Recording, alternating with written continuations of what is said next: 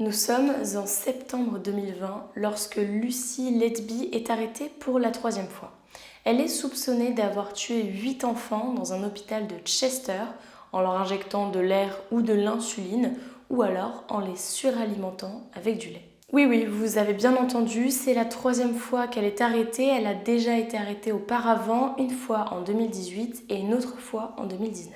En juillet 2018, la police la soupçonne d'avoir tué 8 bébés et d'avoir tenté d'en assassiner 6 autres. Cependant, elle est libérée sous caution. Et un an plus tard, en juin 2019, elle est arrêtée pour les mêmes chefs d'accusation. Et à ces chefs d'accusation s'ajoute la tentative de meurtre de 3 autres nouveau-nés. Le commissaire Paul Hughes a déclaré « Cela fait plus de 3 ans que nous avons lancé une enquête sur un certain nombre de décès de bébés survenus à l'hôpital du comté de Chester. » Pendant ce temps, une équipe dédiée de détectives a travaillé très dur sur ce cas extrêmement complexe et très sensible, faisant tout ce qu'ils pouvaient, aussi rapidement que possible, pour identifier ce qui a conduit à ces décès.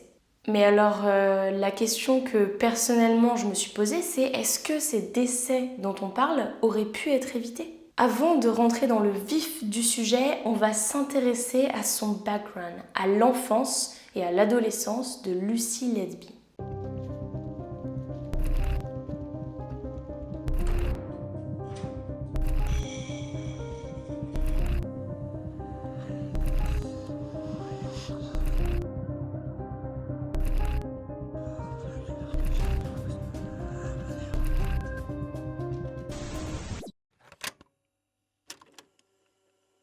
Hello, j'espère que vous allez bien. On se retrouve aujourd'hui pour une nouvelle vidéo. Le sujet dont on va parler m'a été suggéré par Caro Journal True Crime. Pour être très honnête avec vous, elle m'en a parlé il y a quelques mois de ça. Cependant, le procès n'était pas encore terminé, le jugement n'avait pas été rendu. Donc j'ai attendu un petit peu avant de vous parler de cette affaire. Maintenant, on connaît le verdict. Il est très récent puisqu'il date d'août 2023. Donc, je vais pouvoir vous raconter cette histoire. Mais avant toute chose, au moment où je tourne cette vidéo, on est 5000 sur ma chaîne YouTube. Waouh, je sais pas si vous vous rendez compte. Merci, un grand merci pour être toujours plus à me suivre. Allez, on va tout de suite là sur la vidéo parce que on est là pour ça quand même.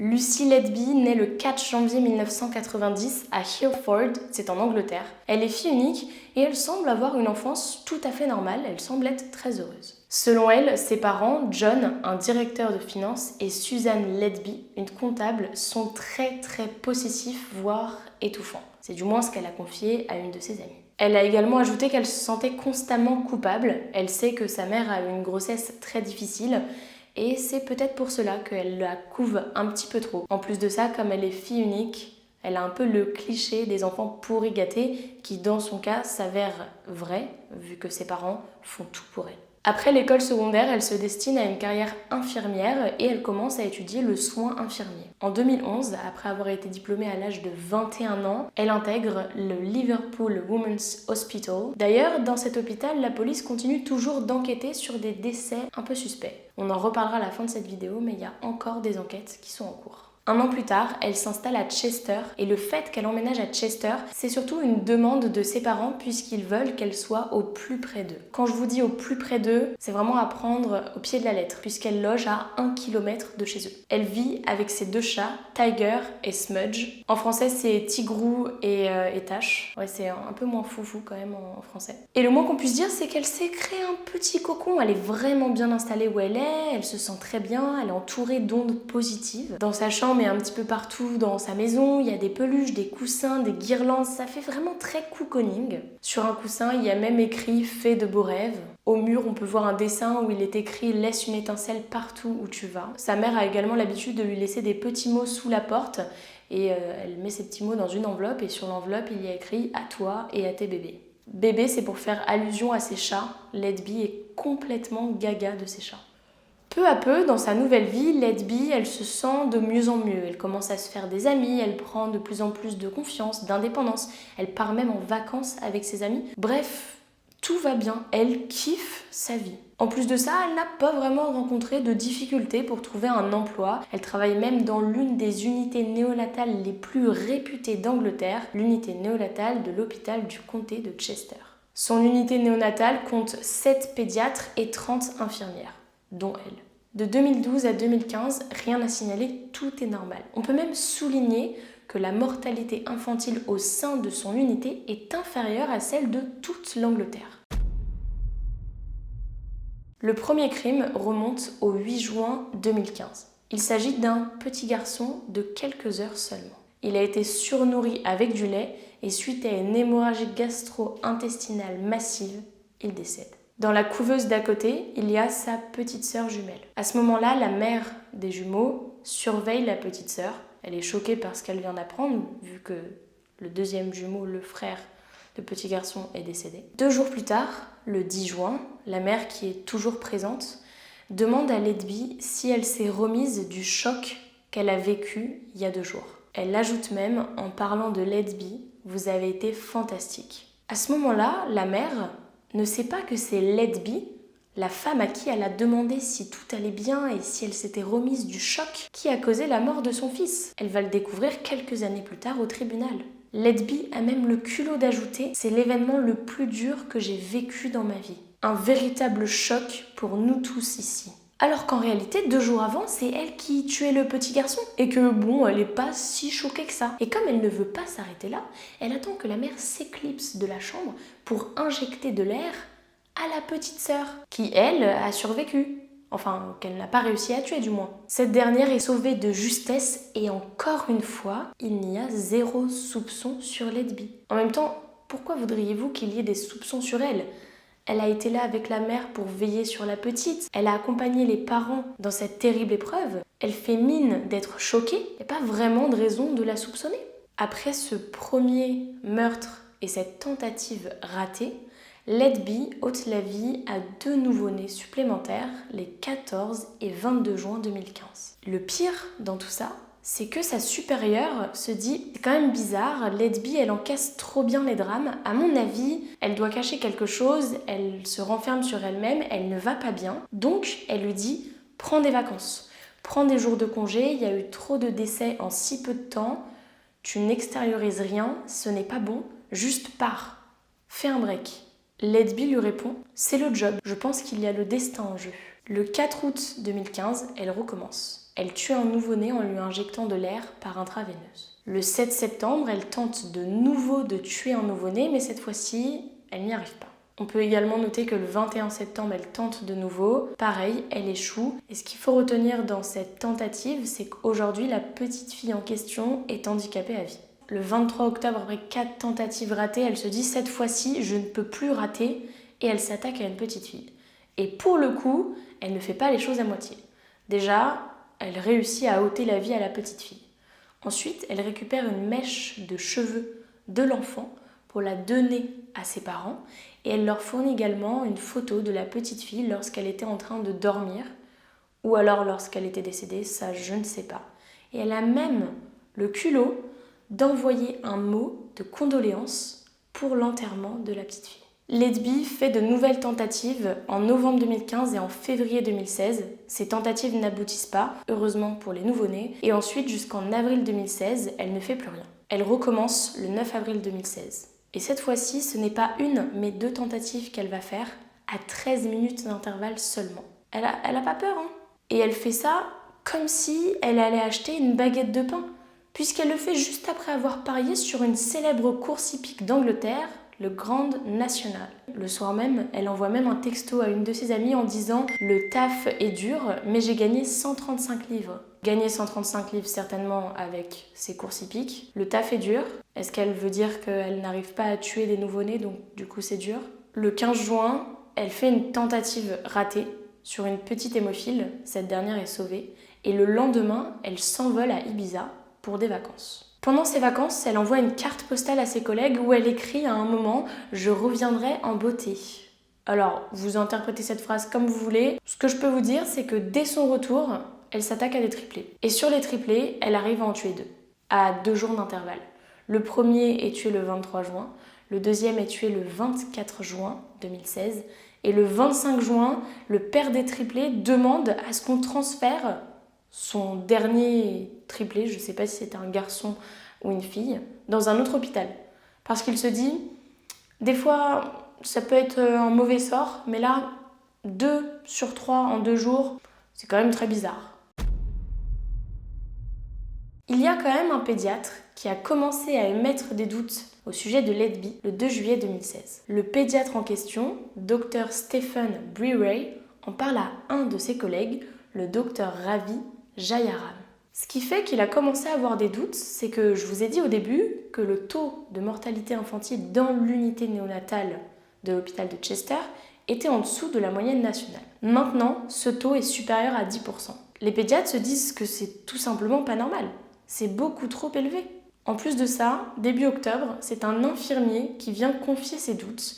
Selon lui, Letby était présente à chaque fois qu'il y a eu un décès. Enfin, un meurtre, parce que dans ce cas-là, on peut clairement parler de meurtre. Au procès plus tard, des experts expliqueront que les doses administrées étaient tellement faibles qu'il était très difficile de les détecter. Les médecins, de leur côté, lancent une enquête interne après avoir découvert que des bébés prématurés étaient morts d'une insuffisance cardiaque et pulmonaire et qu'il avait été impossible de les réanimer. À noter aussi que la direction tient un tableau des présences. On peut facilement voir qui était de garde, qui travaillait lors des 7 meurtres et des 10 tentatives de meurtre. Letby est interrogée et elle est choquée qu'on puisse la soupçonner. Elle comprend pas, elle sait pas pourquoi on s'attaque à elle, elle dit mais c'est n'importe quoi là ce que vous êtes en train de dire. Au final, on peut rien en ressortir de cet interrogatoire. Cependant, les 2 pédiatres, Dr Stephen Breray et Dr Ravi Jayaram, ne veulent pas en rester là. Ils menacent de prévenir la police si l'hôpital ne fait pas quelque chose pour virer Letby. Bon, je vous le dis direct, Letby n'a pas du tout été virée. Cependant, elle a été mutée dans un service administratif qui est nommé Risque et sécurité des patients. Je sais pas du tout ce qu'on fait dans ce service, mais le côté sécurité des patients, je suis vraiment pas sûre que ce soit vraiment très adapté à une infirmière comme elle. Je sais pas, je me pose la question, pas sûre là. En septembre, Letby, soutenue par les syndicats, porte plainte pour avoir été mise à l'écart et pour avoir été victime de discrimination. À Noël, ses parents exigent des excuses de l'hôpital car leur fille est en déprime totale et qu'elle prend même des médicaments pour aller mieux. Apparemment, elle leur a également parlé de suicide. Sa mère a même déclaré qu'elle a été dévastée par ces accusations. Elle s'est sentie seule, lâchée. Fin octobre, la direction de l'hôpital est tenue au courant de ce qui se passe au sein de l'hôpital. Et la seule chose qu'ils trouvent à répondre, c'est « pas de vague ».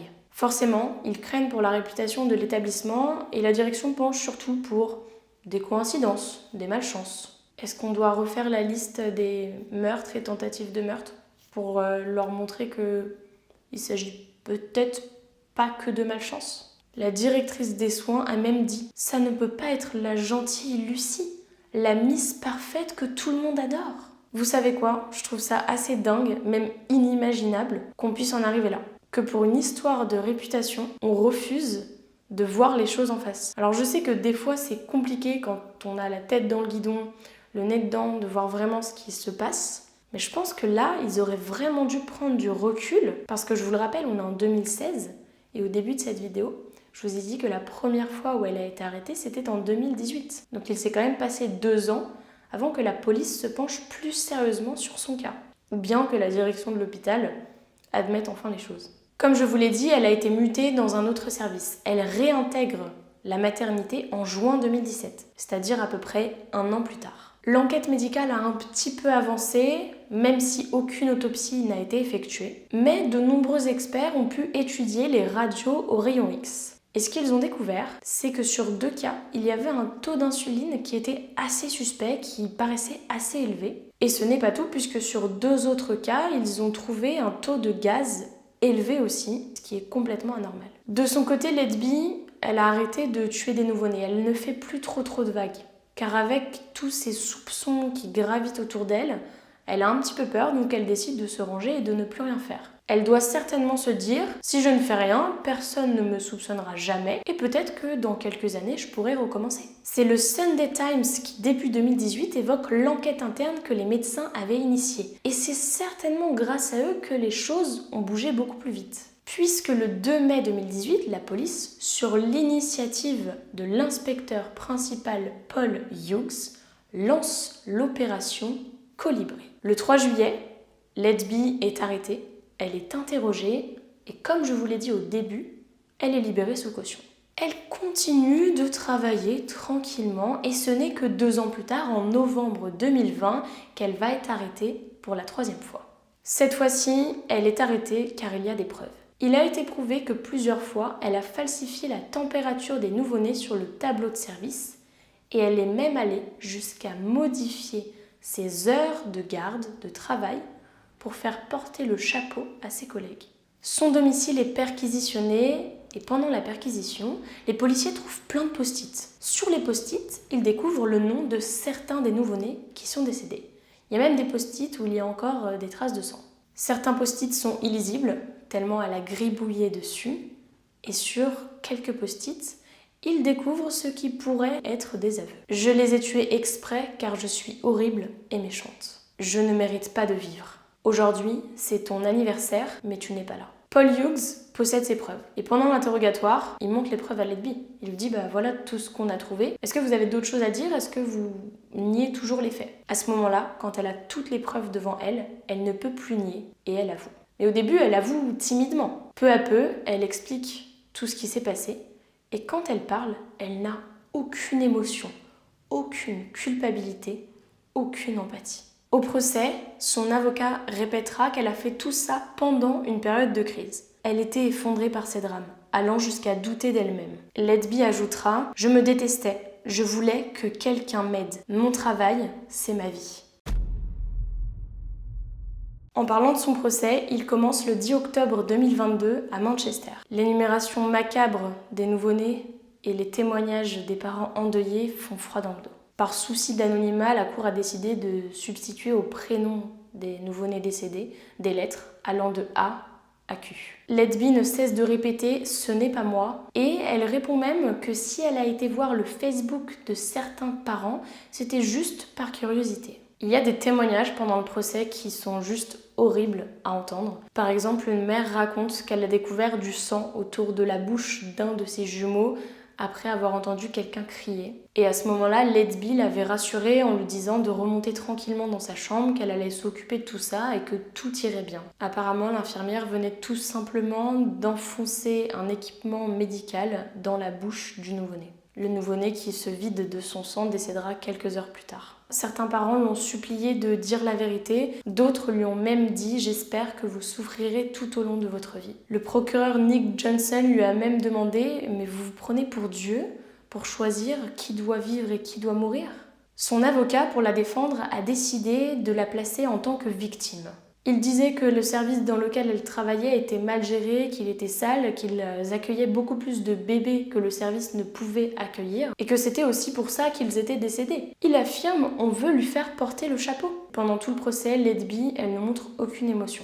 La seule fois où elle pleure un petit peu, c'est lorsqu'on évoque ses chats et sa chambre d'enfant. Vous le savez, pendant les procès, on essaie de comprendre ce qui a poussé le tueur, la tueuse, à passer à l'acte. En l'occurrence, ce qui a poussé Letby à commettre son premier crime en juin 2015. Certains collègues évoquent un coup de foudre et un amour véritable qu'elle a porté à un docteur de l'hôpital. Un médecin qui était marié et qui a rejeté ses avances. L'expert psychiatre a évoqué le syndrome de Munchausen. Ce syndrome pousse les personnes à porter atteinte à des personnes vulnérables pour leur venir en aide et apparaître ainsi comme un sauveur, un héros. On pourrait par exemple citer un pompier pyromane qui allume un feu pour ensuite aller l'éteindre et pour que tout le monde l'accueille comme héros. Selon le psychiatre, Letby aurait donc, dans un désir morbide, suscité l'intérêt des autres et certainement celui du médecin en question. Le vendredi 18 août 2023, après 9 mois de procès et 1 mois de délibération,